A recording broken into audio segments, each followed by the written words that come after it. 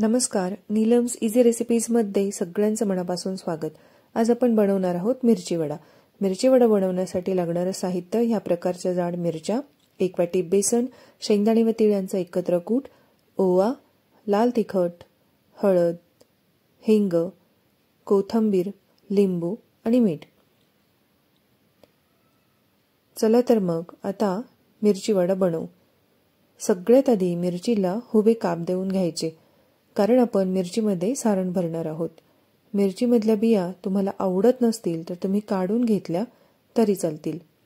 या पद्धतीने आपण सगळ्या मिरच्या कट करून घेतलेल्या आहेत। यानंतर ह्या मिरच्या आपण 1 चमचा तेलात परतून घेऊ।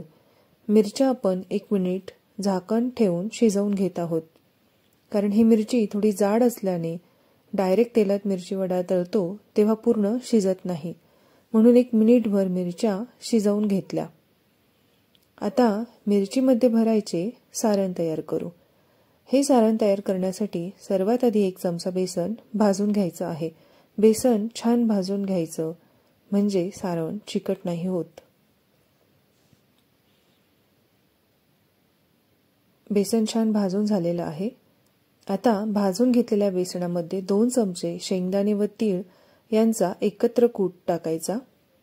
तसंच थोडासा हिंग, पाव चमचा हळद, पाव चमचा लाल तिखट, कोथिंबीर, चवीनुसार मीठ आणि 7 ते 8 थेंब लिंबाचे घालून हे सारण छान एकत्र करून घ्यायचं आहे।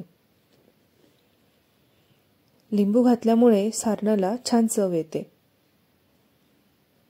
सारण छान एकजीव केलेलं आहे। आपलं सारण तयार आहे। आता प्रत्येक मिरचीमध्ये या पद्धतीने हे सारण भरून घ्यायचं आहे।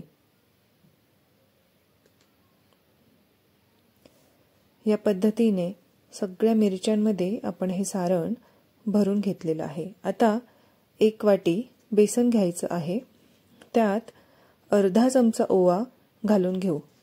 नंतर चवीनुसार मीठ घालून घ्यायचं आहे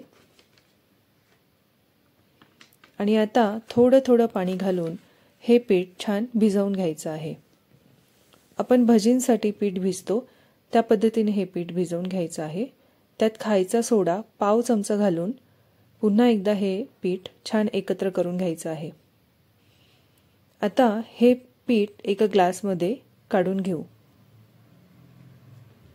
आता वडा तळण्यासाठी तेल तापवून घेऊ। तेल चांगले गरम होऊ देऊ, म्हणजे वडा तेलकट होणार नाही। तेल छान गरम झालेलं आहे। आता मिरची पिठात या पद्धतीने बुडवून तेलात सोडून घ्यायची आहे। वडा तळताना मोठ्या आचेवर तळायचा, म्हणजे तेलकट होत नाही। मस्त, तुम्ही बघू शकता किती छान हा मिरची वडा तळला गेला आहे। या पद्धतीने आपण सगळेच वडे तळून घेऊ।